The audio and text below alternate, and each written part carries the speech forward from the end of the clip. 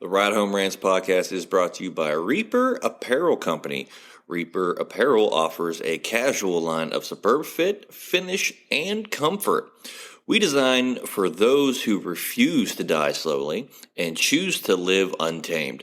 For those who aren't afraid to face the dark, for the ones that thrive in it, and for those who can appreciate life through a grim lens. That's Reaper Apparel Company. Go to the link in the description of this episode, use the promo code Mike Bono, and get 10% off.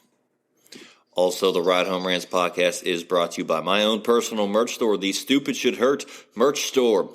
I have hats, I have t-shirts, hoodies, coffee mugs, water bottles, notebooks, you name it, I've got it. The description and the link for that will be in the description of this episode. Also, right now, if you use the promo code WELCOME, I will give you 5% off of your first purchase. That's the Stupid Should Hurt merch store. Also, the Ride Home Rants podcast is brought to you by Tactical Brotherhood, all American-made apparel, which helps support the Second Amendment. You can also find all this in the description of this episode with the link, Tactical Brotherhood. Part of every proceed does go to helping veterans, as it is a very good cause. All American-made products made right here in Minnesota. Go and check them out. Use the promo code PATRIOT15 to get 15% off your purchase. Now, let's start the show. Welcome, everybody, to another episode of Ride Home Rants. This is your special guest host, Fiddy, as I'm filling in for the host with the most, Mike Bono, as he takes some time off from the show. Today, we have a great episode. It is our Major League Baseball preview show with three great guests for the 2024 season. Before we jump into the show, make sure you check out all of our sponsors during the show that we have going on with our pre-roll and our post-roll. Please check out all these great businesses and all these great owners for them. They bring a lot to the table. They're great supporters of the show, and we can't be more thankful for them. So please check them out. Without further ado, we're going to jump into the show. As we start this baseball season here in March of 2024, there's a lot of exciting times coming back out. You had the Texas Rangers win the last year's World Series in a very dynamic playoff run that they had.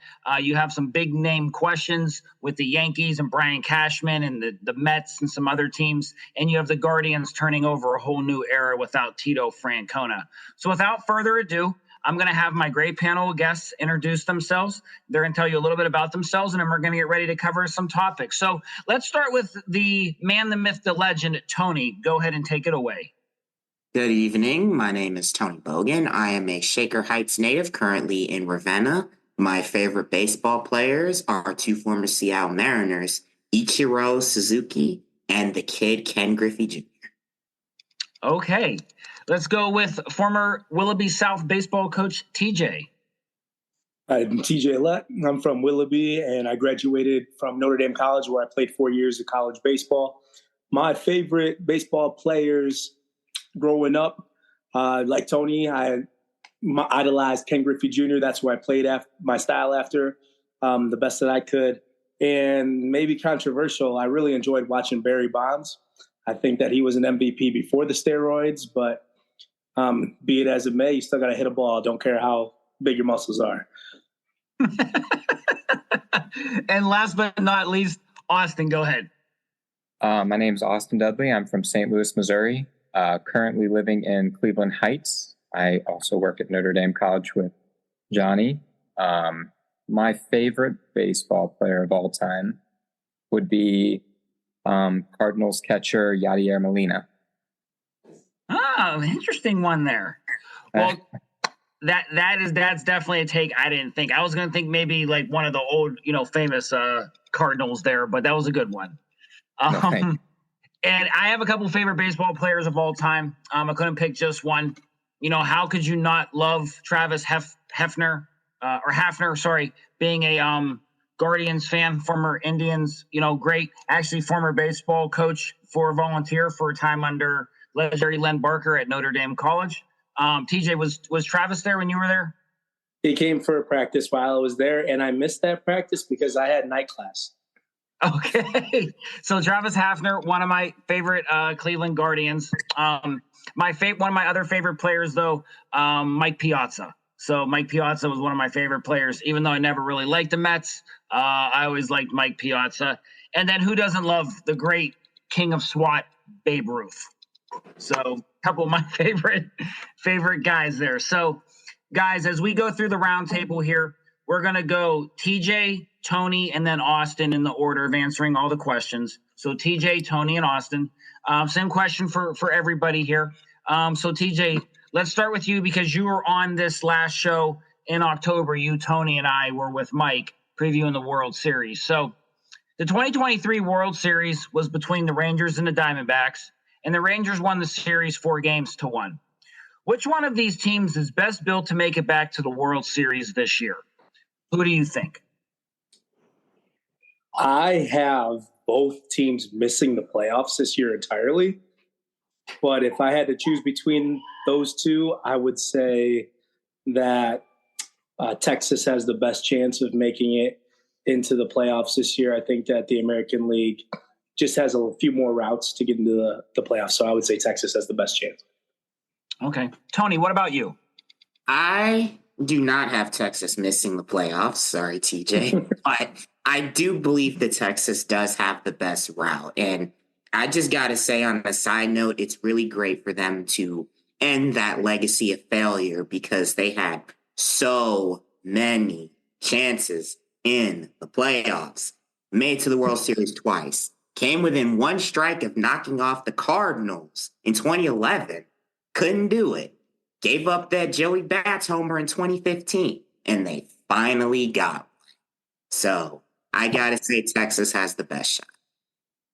And Austin, round us out on this. Who has the better shot to return to the World Series this year, the Rangers or the Diamondbacks? You know, I'm a huge Diamondbacks fan, and I would love to say them, but I have to agree that I think the Rangers, if either team makes it back, it would be the Rangers overall. Just the depth. Yeah, and I think when you look at the Rangers from last year, though, I think, and I'm not saying I'm a baseball guy by any means. I'm definitely a track, football, boxing guy are my main sports. But, being a fan and watching this, right, I think Texas has the ability, though, to hit the ball at a high velocity and score a lot of runs. And I think whether their pitching was suspect or not the whole year and maybe backing into the playoffs, I still think the pop of their bats give them a fighter's chance every game just because they can outscore a lot of people. So I would say, I would think the Rangers would be the favorite out of both of them. Going back to you, though, TJ, on the next one here. What is your World Series prediction with your two teams from the AL and NL, and who wins? So my NL World Series team is going to be the Dodgers. I just think they're too good. I think they're too stacked. And I think that they have too much playoff experience, even though they get knocked out in the first round the last couple of years. I just think that they have too many veteran guys to allow that to happen year after year. And then you add in the unicorn at the end of that. So I think the Dodgers will make it from the NL.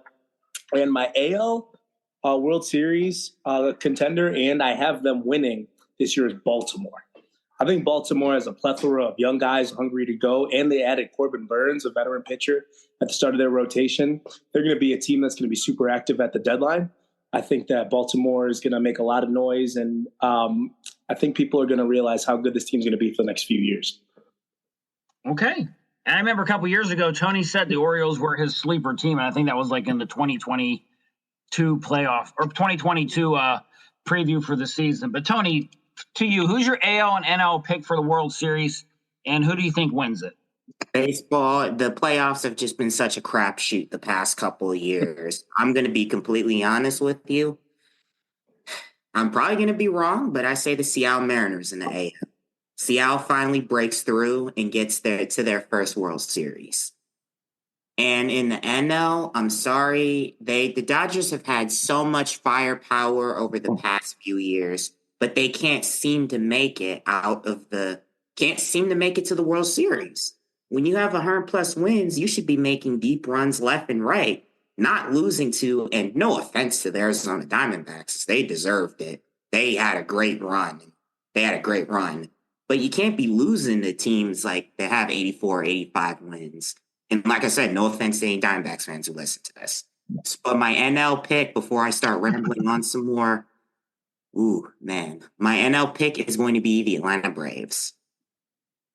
Okay. Allison, how about you on this? Let's see. So I'm a Cardinals fan, so I'm going with the Cardinals for the national. Fair. Okay. I have to. It's my pride and joy. The AL, though, I could see the Orioles. Obviously, I'd like the Guardians to go. That'd be a fun one. But I have to agree with the Orioles. I think they are a strong team. Yeah.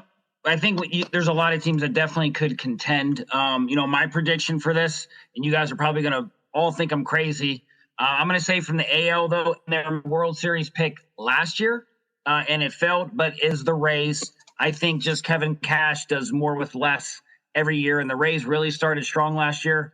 I know they got banged up a little bit at the end, and they got bounced. But I'm going to predict the Rays from the AL, and I have them going against the Chicago Cubs. I think Craig Counsell galvanizes that organization. He had a lot of success at his previous stop, a lot of playoff appearances, winning seasons. I think he makes the Cubs very, very relevant. I also do believe that the Central is not that strong, and the Cubs can get out of there. And why everybody else is beating up themselves in the East and the West. Central, I think, can make a deep run with whoever comes out of that. I do believe it to be the Cubs. So you guys probably think I'm insane for that, but I think the Rays do win the World Series finally.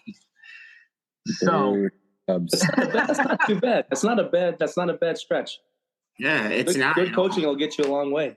Yeah, and if you get a hot run like the Arizona Diamondbacks and the Rangers did, you can go far.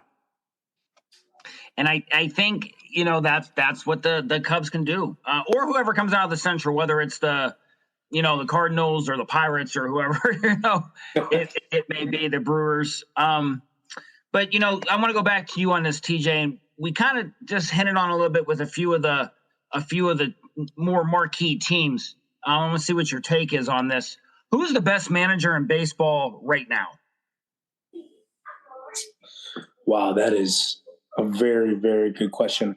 I think that the best manager right now, I'll have to go with Bochy. I think that with the experience, with getting the most out of your players, with knowing what moves that he wants to make, he has input on what the front office does and who is brought in. And what he was able to do with Texas last year, I don't think it was an accident. I think he formulated a team that he wanted, and he got them all on the same page of what they needed to do last year. So he's going to get the most out of his team. And I know I said I had Texas missing the playoffs, but I just think that they won't stay as healthy as they did last year, especially the pitching. But when it comes to the best coach getting the best out of their players, I think he really is at the top of that list for me. Okay. What about you, Tony? Who is the best manager in baseball right now? I'm going to have to agree with TJ and say Bruce Bochy. He's won multiple World Series championships. He got a few with San Francisco, got one with Texas. And I got to say that I got to give him his flowers. At least, hopefully, he doesn't pull a Tony La Russa and come back 15 years past his expiration date. All these subtle shots at the at the guy from St. Louis with the Cardinals, Austin, being on here, but Austin, what about you? Who do you think the best manager in baseball right now is? Let's see.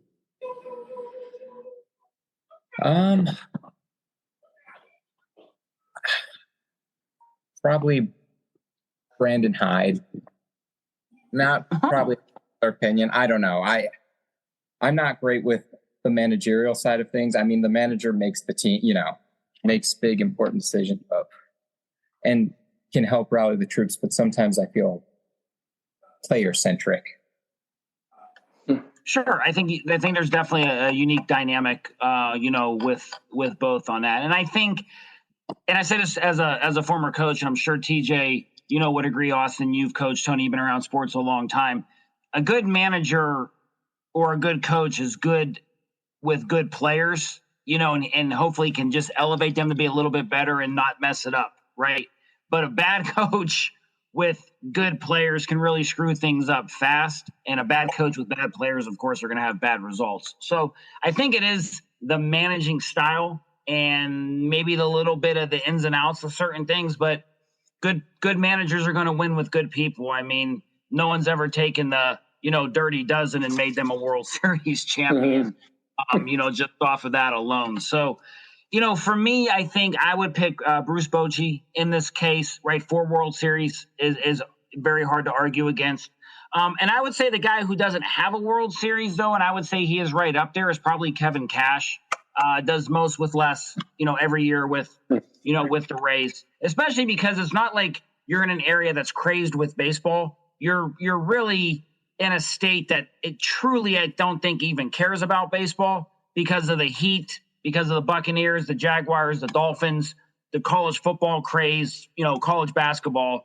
But he does just so much for the organization. He just galvanizes it, and he manages it to not screw it up, and it just gets them the most out of everybody there. So except Blake Snell when he took him out in Game 6 of the 2020 series. Tony, you're just a book of knowledge, man. Next one, TJ, I want to get your opinion on this. Which one team has the most to prove this season? Wow, the team that has the most to prove. Okay, I have 2 teams that came to my head immediately. I think that, and this could be, I think that Seattle is the first team that came into my head because I think they have all the guys, they have all the pieces, and they're on the cusp. They need to prove that they are in the same league as the Astros, and they need to make sure that they can, they need to knock off the Astros in that division. And I think they're the team to do it. I think Texas, won the series, but I didn't necessarily peg them as the best team in that division last year. But I also think the Yankees have a lot to prove. And they always do. Unfortunately, they have that spotlight on them. They spend a ton of money. They're coming in a little banged up with Aaron Judge hurt, with Garrett Cole hurt. And Marcus Stroman just straight up denied and said no to being the opening day starter because he wanted to stay on his routine, of his 5-day routine. So they are going to have some problems going into the year, but they added Soto, and they got some young guys coming up that are studs across the board. But, I mean, as the Yankees always do, they have the spotlight on them. They have the microscope on them. I think that they have a lot to prove this year. So does Aaron Boone. Sure. Tony, what about you? What team has the most to prove this year? If I had to go by AL, Baltimore Orioles, so in order for them to prove that last year wasn't a fluke, because they had 100 wins, they had a great pitching staff, but got swept by Texas in the ALDS, and I don't think they really put up too much of a fight up, if I'm being honest with you. Outside of maybe Game 2, but I would have to say the Orioles because you got to prove that last season was. Sure. And as far as the National League goes, I am going to have to say the LA Dodgers. I'll say the LA Dodgers because they've spent so much money on free agents. And if they can't make it past the NLDS, Dave Roberts should probably pack his bags. Tony, hang tight to those thoughts because there's a question coming up very similar to this here in a couple. Austin, what about you? Who do you think is the one team what team has the most to prove this year? Well, I'm sure you're shocked. I'm going to say the Cardinals because that was an embarrassing year for them last year. Just atrocious. No one should ever, being a city of baseball lovers, being like, that's what we put, a lot of our pride and joy into. And then just to see, Browns fans over here. We're not used to that. We are. I'm not a Browns fan, so. Oh, okay. Sure. No, I get that. I mean, I think when you look at like the blue bloods of Major League Baseball, right? You have like the Yankees, the Red Sox, the Cardinals, you have the Giants to an extent. I mean, you don't think of them as a blue blood, but they have the World Series hardware to go behind it. The Dodgers from their time in the 80s and things like that, even before when they were Brooklyn. Look at the blue bloods like that. Yeah, there's a lot to approve, I think, with like the Yankees and the Cardinals in there because they are two of the more historic, ball clubs in Major League Baseball. And if it's me picking this, I think it's the Yankees. Brian Cashman's been there 26 years as the GM, hasn't won World Series in 14. Aaron Boone has like very, very much underachieved. This isn't the heyday of, Mariano Rivera and Derek Jeter and all that. I think people need to, this has turned drastically for them. And to get that back, you got to really build up the farm system and really just have some success that these free agents are going to want to go there. But we will see. So we're going to get to this next one. I think it's pretty cut and dry, but we'll see what everybody thinks. I know we talked about this before last year, Tony. Is the AL East still the best division in baseball? And if not, what division is? It's the AL East because you have 4 teams finish above 500. Boston was around 500 before they dropped off, but I don't think the Red Sox will make the playoffs, but I still think the AL East is a pretty strong division. You got 3 playoff teams, 4 if New York Yankees can get their stuff together. So I know we've talked about this on other shows, so that's why I wanted to get you first on there. But TJ, let's go back to you. I mean, is the AL East still the best division in baseball? I am going to disagree with this one. I'm going to say the NL East is the best division in baseball. So you have the Braves with that stacked lineup and just top to bottom. Look at that division when you have the Braves that are the powerhouse and you have their thorn in the side in the Phillies that will continue to nip at them the whole time. You have the Mets that, if healthy, are still a great roster. They still got money invested in that roster that they can make some noise. And by the way, you have the Miami Marlins who got to their first playoff last year in a while. You have a lot of young guys getting some experience there. So I think that the NL East, top to bottom, without any snubs, I really think that they can, cause a lot of people, a lot of problems. I see 4 teams, in that 90 win plus range. Okay. Austin, what about you? Round us out on this question. Is the AL East still the best division in baseball? If not, who is? I also do not believe they are the best. I actually want to go with the NL East as well. I do agree. I mean, phenomenal teams are on there. I think Philly, like as said, the Braves, wonderful roster, wonderful play style. The Phillies, I mean, they make magic happen, but that's also because I think not a huge fan of him, but Bryce Harper can do some wonderful things when he hits a ball. And then I love Miami's team, so I wanted them to win, actually, the whole thing. Yeah, that would have been great to have the Marlins make it back to their 3rd World Series. It's kind of hard to believe that they have 2 World Series already. So, TJ, we're going to go back to you on this. Tony kind of talked about this a little bit, and I this is something that I was really pondering about when we were making the topics for the show. But let me kind of get through this read, and we'll kind of get what you think. The LA Dodgers and manager Dave Roberts have been to 8 straight playoffs, with 7 division titles, 5 seasons of 100 or more wins during that time. Yet they only have 1 World Series title. If the Dodgers do not win the World Series this year, should they fire Dave Roberts? TJ, take it away. Everybody, when they start the season, their goal is to make it to the World Series. More teams understand the odds of them making it. Everybody kind of understands what they're trying to do, but everybody goes out and plays extremely hard. When you spend the amount of money that they have spent this year in free agency, we're talking with Tyler Glass now. We're talking with, obviously, Shohei Ohtani, Yamamoto. They are spending, they said they spent upwards of $1 billion in free agent contracts over the next foreseeable future.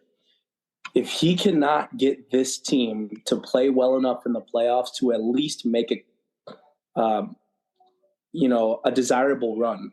And I think that a deep 6 or 7 run or 7 game NLCS is like the line. If he can't get to 6 or 7 games in the NLCS and get knocked out or get to the World Series, then he should be on the hot seat, 100 wins or not. Because you get paid to win World Series, you get paid to win championships. You don't just get paid to be the regular season champs. Sure. Tony? I have to agree 100%. It takes more than 111 wins to win a World Series. And I got to say this, that basically the Dodgers are a great team. They've won, I believe, 6 straight NL West championships. 2020, they did win the World Series. You can call it the COVID series or not. They still did win a world championship. But it's time for them that to be the standard and not the exception. Just like New York. It's time for it to be the standard.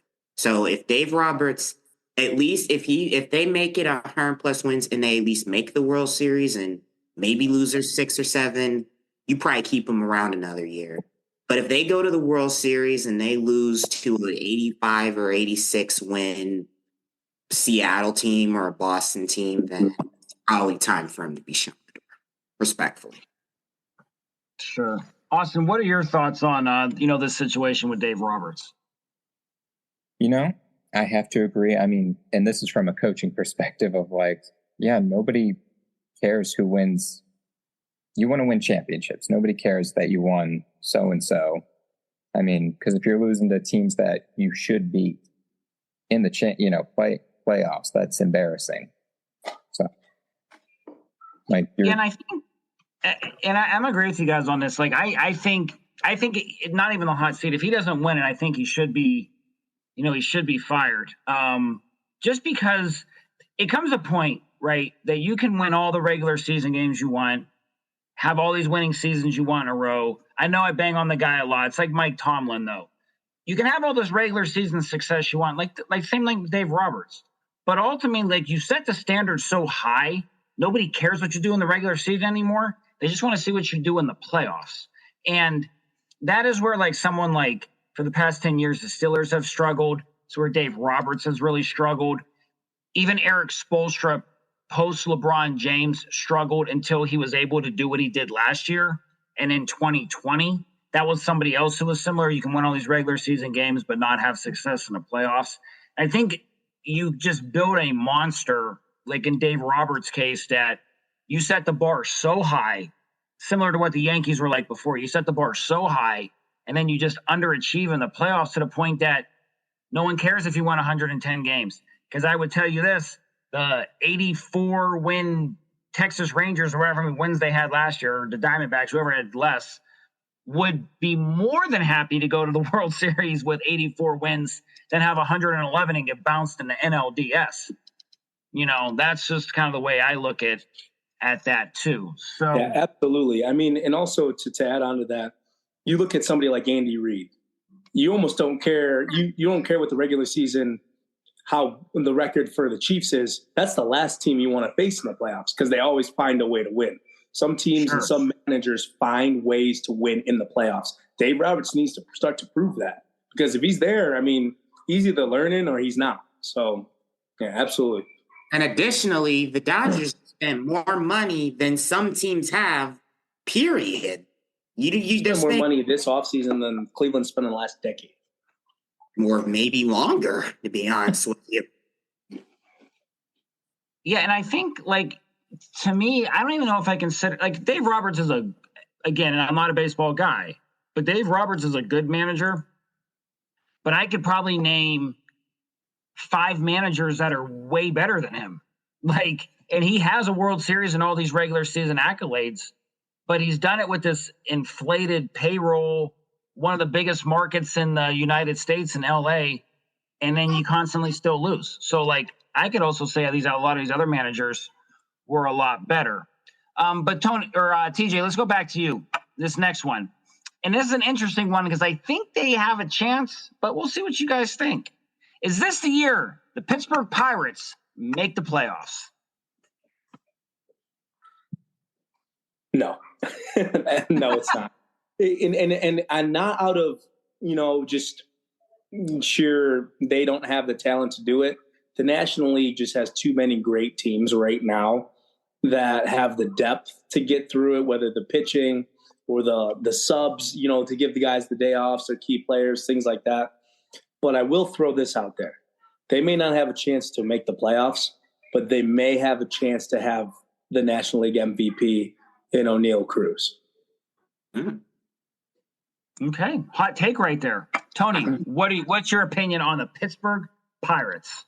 I'm going to say that they're not going to make the playoffs. I don't think they'll even finish 500, but they're going to improve. They're definitely going to improve because they have making strides. Because to be honest with you, I think they're maybe 2 or 3 years away from making a run, but they're on the upswing right now, like the Tigers. They're not going to make the playoffs for the next 2 or 3 years, but they are on the upswing.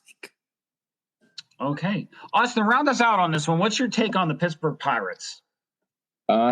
So I actually have a friend who was signed a year contract with the Pittsburgh Pirates. So I should say yes, but no. It's the Pittsburgh Pirates. I hate them so much. Here's what I would say. I think the Pirates, they do have a really good chance to finish at 500 or slightly better. I really do.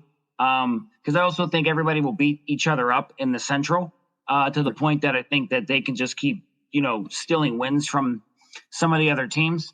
Are they going to go to playoffs? No. But what I encourage everybody, if you ever get a chance to go to Pittsburgh to watch a baseball game at PNC Park, yes, absolutely. And everybody knows I hate Pittsburgh, but I love PNC Park for baseball games, man. They are so much fun. And I think, Tony, we talked about this before, but if people ever get a chance to go see the Pirates, the tickets are like $20. The food's great. There's great seats everywhere. You're right by the water. It's a really, really good time. But I think the Pirates do get a winning record this year, but we shall see. And finally, we're going to finish it up with this question to the guys that all represent Cleveland in a different manner. TJ, starting with you. Where do you see the Cleveland Guardians finishing this year in the AL Central? The Guardians will finish 4th. Unfortunately, I think that we have a phenomenal rotation, but we're just not going to have the depth to get through an entire season with all of them healthy. We're going to move Bieber at the deadline, which is going to put a blow in Cleveland. And I believe that, I think the Twins are going to run away with this division. I think that the Royals are going to be much better than they were. And here's another sleeper pick. I think Cole Ragans, the pitcher for the Royals, will be the AL Cy Young. He was dominant at the end of the year. I think their pitching is going to help them. They got a lot of young players, Bobby Witt Jr. And then, so this is where either 3rd or 4th, but I see Detroit coming around this year. I think they move on from Javi Baez, actually, but I think that they're going to have a lot of young guys come up with a pretty good rotation. So I see them finishing 4th. I just don't. When you don't spend money, you don't get results, unfortunately. And in the first year with Voit, he's going to be fine, but we're going to realize how special Tito Francona really was with a roster as undervalued, underpaid, without input, and just young. You're going to see how good Tito Francona really was. Okay. TJ, Tony, what are your thoughts, on the Guardians? Where do you see them finishing in the Central? As much as I like the Stephen Vogt hiring, clubhouse vibes do not translate into wins, if I'm being honest with you. So that being said, I think it's going to be one of those things where the team's going to somehow end up putting themselves in contention in August, and then the wagon will fall off. They'll be in wild card contention in late August, possibly into September, just because the pitching staff will somehow hold teams to 1 to 2 runs a game. I see them probably, their ceiling is finishing 2nd with around 83, 84 wins, and their low point will probably be 67, 68 wins. I say around 3rd place, anywhere between 70 to 77 wins, give or take. If we're out of contention, we trade Bieber, but if we are somehow leading the AL Central or close to it, then he stays, but he's going to leave in the offseason. I'm curious to see what Manzardo and DeLauder will do once they're up, though. Hopefully we don't trade them for bags of peanuts, because we all know the Dolans say that power costs money. We need power hitters. We don't have that. We hit the least amount of home runs all year last year. You're going to have to hit home runs in order to win games eventually. Can't rely on the pitching staff alone. And Tony, let me ask you a question. What's up? Last year, 2 years ago, we saw Oscar Gonzalez really come into his own. Last year, we saw the wheels fall off for him because, maybe he was pushed a little too soon, but I also think him platooning with Will Brennan. Do we want to bring those two up too early? No, we want to give them some time to grow, just like with Manzardo and DeLauder. It sucks because they are definitely show ready, but you don't want to rush them up. They slump, and then their confidence is totally shot. I agree. Completely agree. Yep, completely agree. So awesome. I'm curious to see what those guys will do, and that's all I have to say before I keep. No, that's a good. It's a Ride Home Rants podcast, man. We can rant all day. That's how this whole thing got started many years ago. So, Austin, round us out on this one. And you're seeing it from an outsider's perspective. Being in Cleveland now. But where do you see the Guardians finishing at in the Central this year? Now, I agree with both points of you could see a second, you could see a fourth. I'm going to stick with a third, though, but I could see perspectives either way. Obviously, the Twins are a phenomenal, even though I know everyone in the city hates the Twins for obvious reasons, but they are a strong team. Kansas City, who I also hate, again, they've come into their own the past couple of years. I think I could see them going second. But Detroit has been, I worry for Detroit because I remember one of my youngest years watching baseball. Detroit had a pretty powerful team, so I could see them bringing back a powerful team and putting the Guardians in fourth.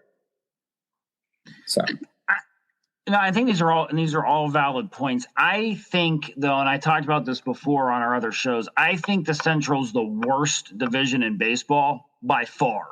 By far the worst division in baseball. And I think just because it's so bad, that I think the Guardians will finish second with a losing record. I think they'll be like an 80 to 80. They'll be like 80 and 82. Everybody else will be between 65 to 78 wins. And I just think the Twins will run away with it. They'll be probably a 100-win team, like a 99 or 100 wins, 62, 63 losses. But I think everybody else is so bad in there, and they're all so close to each other. I just think they'll just keep beating each other up. I think, you're going to see 4 losing records and the Guardians in second place, which kind of then brings me to this point. And this wasn't even really one of the topics. And I want to get your guys' opinions because Austin, you live very close to downtown, and TJ, I know you're a Lake County guy originally. You kind of live out of the area now, and Tony as well. And I'm up here about 30 minutes from downtown, but for all of our guests who don't know, the weekend of opening day, which is April 8th on a Monday, Cleveland is going to be rocking and rolling because opening day is going to be at that night. We have the eclipse going on here in the totality of where it's lining up that will be right in the middle of that earlier in the day. And the women's Final Four for the NCAA is the 5th and the 7th, Friday and Sunday. And potentially you're talking about Iowa and their crazy fans coming in with Caitlin Clark here for that. So with Cleveland potentially seeing one of the busiest 4-day spans they've ever seen in their history, even probably outside of the Republican National Convention about 8 years ago, what are your guys' opinions on that weekend in Cleveland? Is this exciting for the area? Are you going to try to go somewhere down there, see something, try to stay away? What are you guys thinking on this? Austin, let's start with you because you are the outsider that's here, but yet the closest that lives to downtown Cleveland. Are you excited about what's coming the 5th through the 8th? Or are you like, no, I'm staying out of that way? I'm excited, but ever since I moved here, exciting events have happened in Cleveland. The All-Star game happened before. I'm a I like politics, so one of the why can't I The think of debates. the debates, the Yeah. case, and so I'm always excited. I like it. I like happening cities, so I think Cleveland is a city that deserves to be controversial, bigger than Columbus. So I'm a big fan of happening. I love it. Okay. And what about you, Tony? What do you think is going to go on that weekend? Are you excited from the 5th to the 8th? Or you going to be try to be down there? You're going to try to cover anything? What's going on with you that weekend? Weather permitting, I was probably going to cover a high school baseball game in Akron, but maybe I might make my way up there, possibly if I get a chance. But WrestleMania is also that weekend too, so I was going to watch it with my pops as well, and it's WrestleMania 40. But I will say that Cleveland is a city on the come up, man. They had the All-Star game in 2019. I wish I went up there for that. That's neither here nor there. The NFL draft. They had the NBA All-Star game. I got to take a pic with Bill Walton, by the way. But, yes, I did get to take a pic with Bill Walton. He's just as nice a guy in person as people say he is. But, yes, I will say this. Cleveland is a city that is on the come up for sure. And this won't be the last major event that Cleveland gets. Sure. TJ, what are your thoughts about that weekend up here for all the listeners? It's going to be crazy. It's going to be buzzing. We're going to have people from other places. It'll be like a Walmart on a Saturday afternoon with all the different personalities that'll be there. But with my timing, I have a wedding down in Alabama, so I will be nowhere near here during that weekend. So man, I'll have to hear about all the fun things that go on in Cleveland. But I mean, for as much as we're moving out, the weather, this, that, and the other, we're not coming back. I wish we lived down south. Cleveland's a great place. Cleveland's fun. There's lots of things to do. And when people come here, they do rave about how, the festivities. I mean, you got Cedar Point that's real close. You got the Rock and Roll Hall of Fame that's in Cleveland, obviously. We have one of the best hospitals in the country. I mean, we have a lot of things going on with Cleveland. So I really hope we do get our props. I hope that we host well. People leave with positive views. But, yeah, it's going to be a riot here for sure. Yeah, for sure. And I think I think the Final Four is really going to be like the telltale sign of how crazy it's going to get. Because if you get like Iowa in there, right, and you get some of these other teams and, the hype for the Guardians, opening day and the weather can be nice and all these people are going to be down there for the eclipse. Man, I know they're expecting like 500,000 people, maybe 750,000 people, 750,000. Potentially 800,000 people going downtown that weekend. So just want to put the plug out there for all the listeners. The show aired 2 weeks before that goes on. So anybody who's interested and you want to come up to Cleveland, check it out. I know all the hotels are sold out though for like a 40-mile radius. So if you're going to come, might have to stay a little farther out or take a day trip. So and we're playing Oakland. So, the Guardians might put up a 10 spot to give us something fun to watch. They may. They definitely may. Well, to our guests, TJ, Tony, and Austin, thank you so much for helping preview the 2024 MLB season on this episode of the Ride Home Rants podcast. As always, if you like the show, be a friend, tell a friend. Even if you don't like it, tell them anyways. They may download the show just because you didn't. This is Fiddy signing off. We will see you next week. The Ride Home Rants podcast is brought to you by W Energy. Energy drinks made for gamers, streamers, and podcasters alike. For gamers, streamers, and podcasters alike. Go to the link in the description where you can find the best energy drinks out there. Less caffeine than a cup of coffee. Also, no jitters and no crash afterwards. Use the promo code Mike Bono and get yourself 10% off. Also, the Ride Home Rants podcast is brought to you by my favorite sponsor of the show, and that is Shank It Golf. Golf apparel made for the everyday golfer. We might not go out and shoot a 6 under par. We're probably going to shoot a 6 over par, but This is going to give us the gear that's going to help us rocket on and off of the course.